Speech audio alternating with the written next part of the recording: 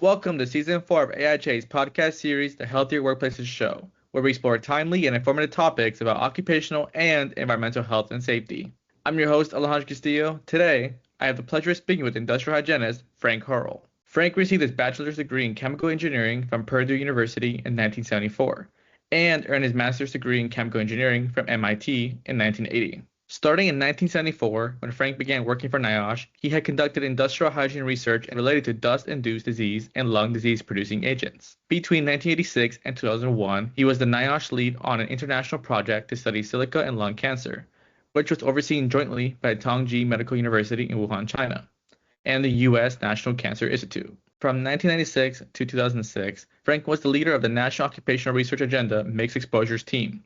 Under his leadership, the mixed exposure team's work ensured that occupational health standards and research reflect the real-world complexity of workplaces, rather than assuming that exposures occur in isolation. In 2004, Frank was promoted to Chief of Staff at NIOSH. He was the Institute's point of contact to coordinate with other federal agencies, such as the Occupational Safety and Health Administration, Mine Safety and Health Administration, and the Environmental Protection Agency. By working with these agencies, he promoted the translation of NIOSH research and risk assessments to practice for science-based decision-making. Today's episode is part of our Luminary series. We're going to talk to Frank about his 50-plus years in OEHS and learn more about how the OEHS field has changed throughout his career. Frank, thank you for joining us today. Thanks for having me. Let's start from the beginning. How did you discover OEHS, and what led you to become interested in this field?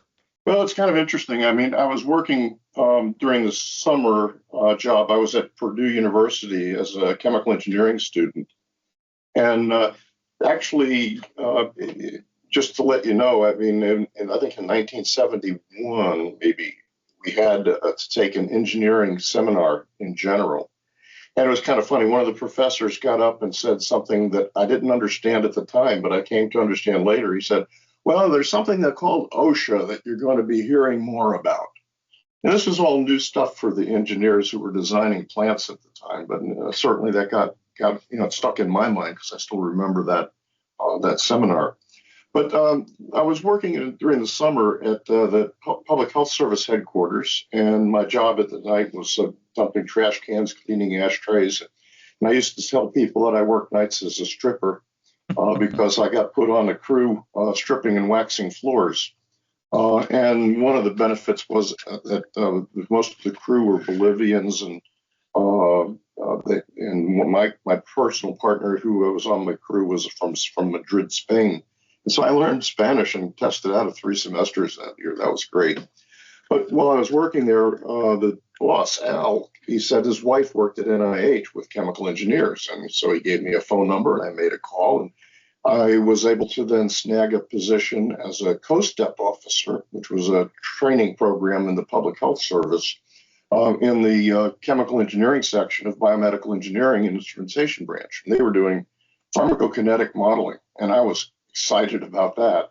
Essentially, it's taking the human body and treating it like a chemical plant and doing all the same kind of chemical engineering calculations that you do on a plant, except on a human body. So I thought, I want in. So I finished up my degree at Purdue. I got a call from some guy in Morgantown, West Virginia, and said, we want you to come here and test gas detector tubes. I don't know anything about that. So folks at NIH didn't have a position for me. So I thought, I'll get into the public health service at this NIOSH place, and I'll work my way back over to NIH. Well, I ended up working for 2 years in the testing and certification program for detector tubes, and I kind of liked it. And then a guy who I met there, Bob Wheeler, who was 10 years my senior, he kind of became my mentor, kind of gave me a kick in the butt and said, Frank, you need to get out in the field. And so then I transferred over into a brand new section of environmental investigations branch with a group of 7 industrial hygienists and started doing field industrial hygiene work. And it just captivated me. I really liked the camaraderie of being out with folks. I liked the work that I was doing. I didn't want to work in coal mines at all, but I got the project for working on coal mining. I was able to visualize the coal mine network in the same way as I would a plug flow chemical reactor. And so I was starting to think about things and applying my knowledge to the industrial hygiene measurements of exposure assessments in that kind of environment. And after a while, a few years, I just never looked back. I mean, I realized this is what I wanted to do. I just got exposed to it. The camaraderie, the feeling like I was doing something important just captured me as a profession. That's how Absolutely. I got in. It's sort of like by accident, an opportunity presents itself and you grab it. And you might feel a little bit uncomfortable by it, but ultimately it worked out very well for me.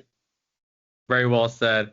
I always like to ask every industrial hygienist how they discovered it because they always say the same thing where it just kind of appeared out of nowhere. Yeah. I didn't even, I mean, I couldn't even spell it. And I will say every day is always a new day, right? It's never the same type of day. Oh, yeah. And the group that I was with, there was, like I said, there were 7 of us that were originally recruited for the branch. And we were working in a division of respiratory disease studies, which was newly created.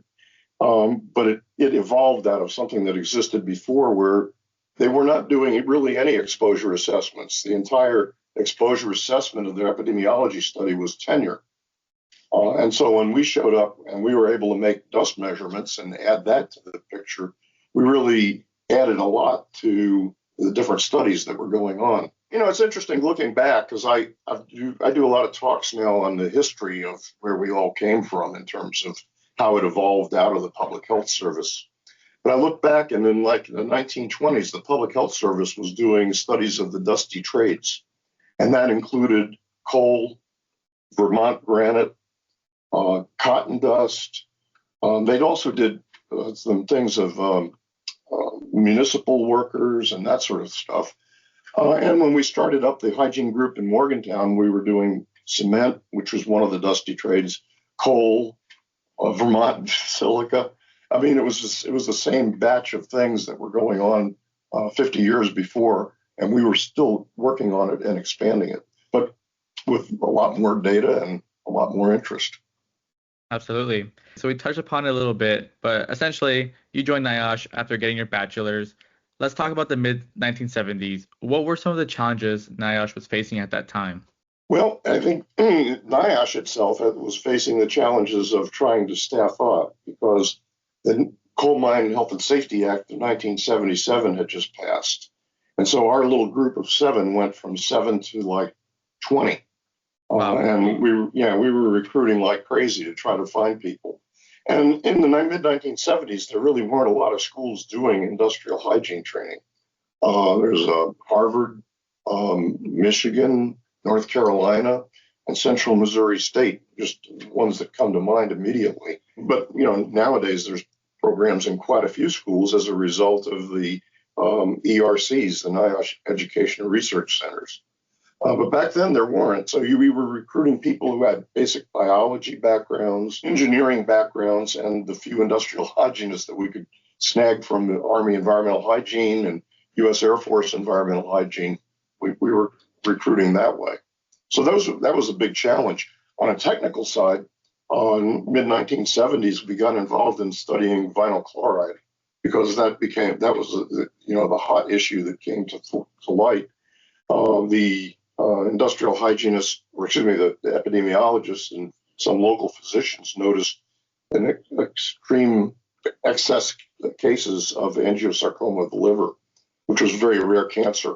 And it was in these group of workers who were working at the vinyl chloride facility. And that was the trigger that said, we got to study this stuff.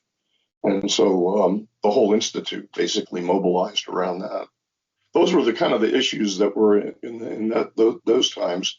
But the major problem was recruiting to staff up the institute. I think the institute went from like 400 people to around, probably 800 or 900 people at that time.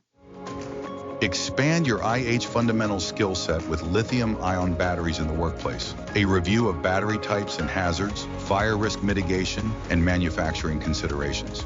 Earn 3.5 contact hours on November 13th. Register today. So in 1986, you led the industrial hygiene component for the NIOSH collaboration with Tongji Medical University in Wuhan, China. You worked with the U.S. National Cancer Institute to study silica exposure and lung cancer. During that project, your team encountered a significant gap in data for the Cultural Revolution period. How did you navigate that challenge and recover or validate the missing records? Right. Well, that's an interesting thing because it happened during the Cultural Revolution. Of course, many of the scientists were sent out into the rice fields or in factories and so forth to do manual labor. And fortunately, some of the epidemiologists in China were very astute and quick acting because they squirreled away the data that they had been collecting for the many years from their study of silicosis. And so that they hid it away, and after the Cultural Revolution ended, they brought it back out. But there was still a gap from the time before when they were doing all the sampling to the time after the Cultural Revolution when things began. What we did was working with Dr. Chen Jingchong, who was the lead epidemiologist from the Chinese side. We got together the plant people from the various factories and mines and so forth, the experts, and we asked them questions about what was being done in terms of engineering controls. When did they introduce this type of equipment into the mine? What was going on then? And can you estimate what you think? Was it dustier than it was before or less dusty? Is it more dusty now than it was during the Cultural Revolution? And so using basically an expert elicitation is what you'd call it. We got the experts, the engineers and the workers to let us know what things were like on the interim period. And we had all the data from before and the data after, and we were able to kind of use the two things to fill in and estimate what we thought the concentrations were during the periods where there was a data gap. It was an interesting approach. Still actually teach some expert elicitation stuff at the Society for Risk Analysis meetings. And I use that as part of the example is sometimes you have to fill in where there's missing data. And there are ways of doing that to come up with estimates. Absolutely. Now, what did you discover based on that research? Two things that I can say about that. One is, our job as industrial hygienists was to look and see where there was confounding exposure. So that one of the major things we found was that in the iron and copper mines, there was a high degree of radon exposure. And if you're looking at lung cancer and silicosis from exposure to silica, if you have something like a high degree of radon, we kind of had to discount that part of the cohort. And then down in the tin mines, we found a high exposures to arsenic. And so those guys also had to be discounted from the cohort. And overall, we found that the level of silicosis was very high amongst the Chinese workers. And we found that the dose response was a little bit less in pottery factories. So it seemed like the silica wasn't quite as active as it was in some of the other mines that we visited, the tungsten mines and so forth. So that was that finding. The other thing I found was more of a cultural thing. For me, it was 1980s, and I hadn't really been much out of the United States. And we were riding along this. It was very difficult travel. I mean, we were in small vans traveling from place to place. It took a couple of days sometimes to get from one city to the next. The roads being blocked by things like buffalo walking across the road. And I think Dr. Chen saw me looking at and observing these new things, and she gave me a saying that they had, which was "zuo jian kan tian," and then she explained. It is a story of a little frog sitting at the bottom of the well. Sit in a well, see the sky. And the frog looks up and sees this round blue disc at the top of the well and thinks that's the whole sky. When the frog is brought out of the well, look around and see that the sky goes from horizon to horizon. And so she said, you've never seen third world before. And I said, that's right. She said, well, now you have a better view of what goes on in the rest of the world, not just what's going on in your hometown in the United States. I went, yeah, that's true. So I had a cultural awareness that came to me from that experience. Those were the kind of the two main things that I picked up, the technical plus also the fact that there were some really bright scientists who were really dedicated to the science in China. And while there was all the concern about communist China and everything like that, when you got down to dealing with people, people are people, and really quality folks over there. So I made some lifelong friends. That's great to hear. So out of curiosity, were there any moments during your field research that fundamentally shifted how you thought about worker protection or exposure control? I think, one of the things that I thought about, especially from the mining studies, where I had originally thought, I'm, basically inside of a chemical reactor here in the tunnels of the mine, and I should be able to model all this. I came to realize that there were so many variables involved that I've had to take a more statistical approach to worker exposure. And that's when I discovered the SAS system for statistical analysis and began doing quite a bit of work on statistical modeling. And myself and the people that I work with, my team of industrial hygienists, really kind of got into that in a deep way. And we were doing general linear models and trying to do predictions to come up with good estimates of worker exposure that could be used for the epidemiology studies. So that changed my perspective in terms of things being just able to be solved by some equation to know you have to do a reasonable amount of sampling and be able to model things for your studies. And the other part of your question was in terms of engineering controls and so forth. I did come to also realize that if you take care to put in the right kinds of control and maintain those controls, then you basically can control all of your chemicals exposures that are in a particular environment. Everything kind of rises and falls with the ventilation and with the way things are designed.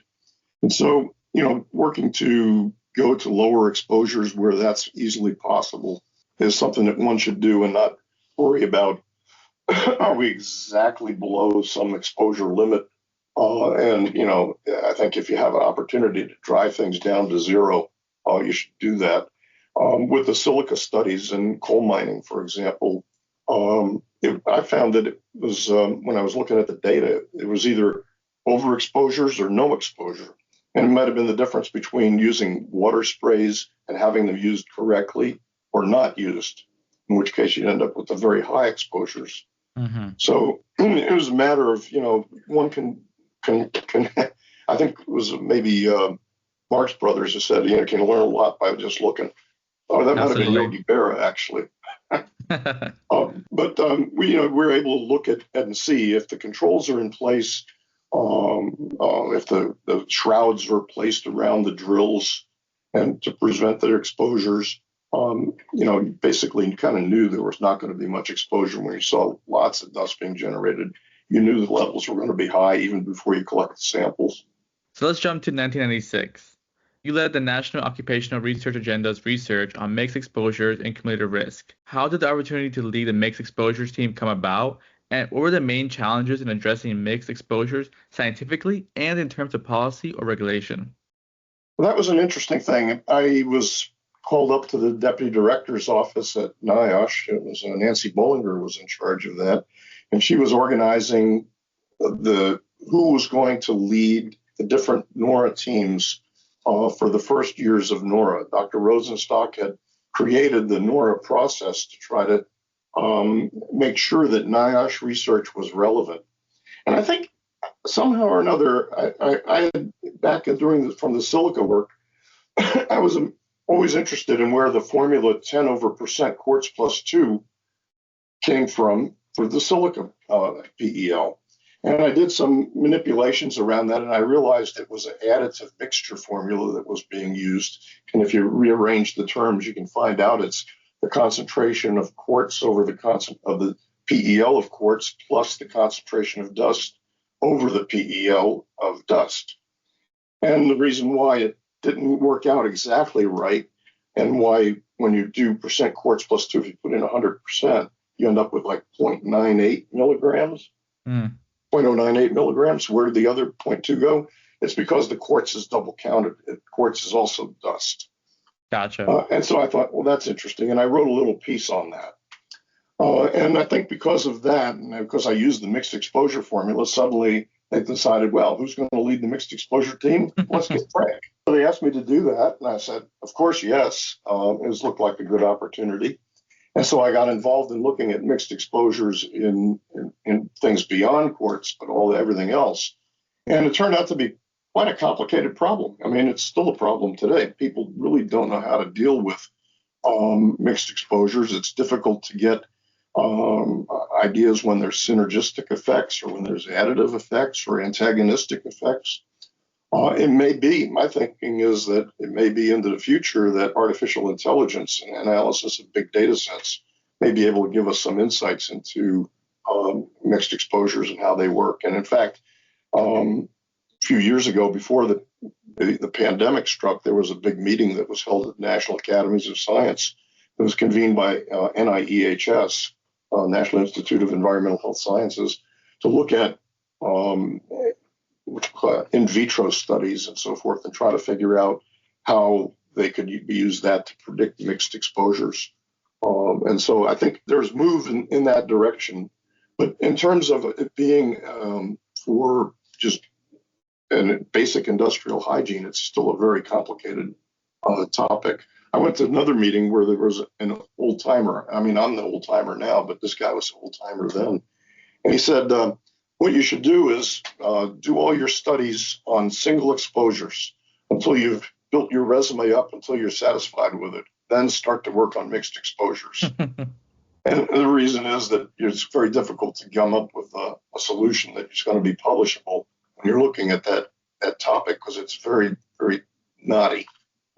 Was there a particular project that was very intensive because there was multiple mixed exposures? Well, just getting mixed exposures off the ground in terms of getting any research done at all was difficult. And we ultimately partnered with the EPA and put together a grant application or a grant opportunity on mixed exposures. A fellow by the name of Ray Yang got very involved in it. He was from out at Colorado State, I think, Professor Yang, and did a lot of work on PBPK modeling, which kind of connects back to my original interest in pharmacokinetics. Is a physiologically based pharmacokinetic modeling. And so things were moving along there, but I'm not sure that we've really made all the kind of progress we have to be able to use the information in a practical way in field industrial hygiene. That's fair. Yeah. Yeah. It's a thorny problem, and it still exists. Did you miss AIHA Connect 2025? Access the premier education programming of Connect 2025 for 1 year from the date of purchase. Purchase AIHA's 2025 full education package, available for sale now through December 31st, 2025, and earn up to 118.5 contact hours. Scan the QR code to learn more. So let's jump to 2004. You were promoted from Acting Associate Director for Science to NIOSH Chief of Staff. Congratulations. How did your responsibility shift when you moved from more hands-on research into leadership, management of large programs, and administrative oversight?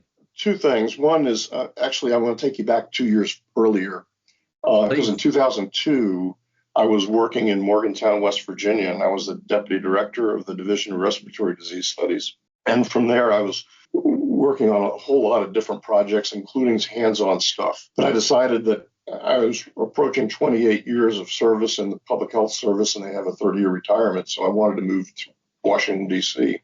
And they were very happy to have me in Washington because really nobody wanted to live in Washington, D.C. It's too expensive and, it kind of disconnected. But I moved in and thought, this is great. I was advising the deputy director of NIOSH, who was DeLon Hull. And the associate director for science was a fellow by the name of Derek Dunn, who was a fellow from Cincinnati. He was a division director there, and he was working on an acting basis. Tragically, Derek had a dissecting aortic aneurysm and passed away one weekend when he went back home. And so that's how I became the associate director for science. And at that point, my life changed again because as an assistant to the deputy, I was in charge of nobody. And it was the first time in years that I didn't have to fill out annual appraisals on employees. So suddenly I was back with the senior scientists, and I was running with 5 or 6 senior scientists at the time, and we were reviewing all of the publications and products of the Institute. In 2004, after I retired from the PHS, Dr. Howard hired me back as a civil servant. And within a short time, he had me assigned as the chief of staff. The work of the chief of staff was less involved with the senior scientists and reviewing all of that work of the Institute to taking on problems that arose and convening groups. So I would call the different division directors, and I would organize conference calls or organize meetings to bring together to solve problems that were common across the divisions. And I felt like I had really national scope and reach in being able to pull things together and try to sort out problems so that Dr. Howard could basically have the information put together with the best thinking of the Institute. And that was sort of how it worked. And to do that, a lot of the other stuff had to be left behind. You kind of, that's the hard part of it, working up through an organization, is you're always leaving behind stuff that you really enjoyed doing before. But there's new challenges and new opportunities. And so I suddenly became aware of the politics of things because I was dealing with CDC. I was dealing with people in the Office of the Surgeon General and other folks through the Department of Health and Human Services to try to help move the NIOSH mission and get it advanced within the department. And to do that also, I just had to leave the EPI and the IH and all the other good stuff that I loved doing, getting out the field camaraderie, turned to a different kind of mission. So now let's talk about the future OHS.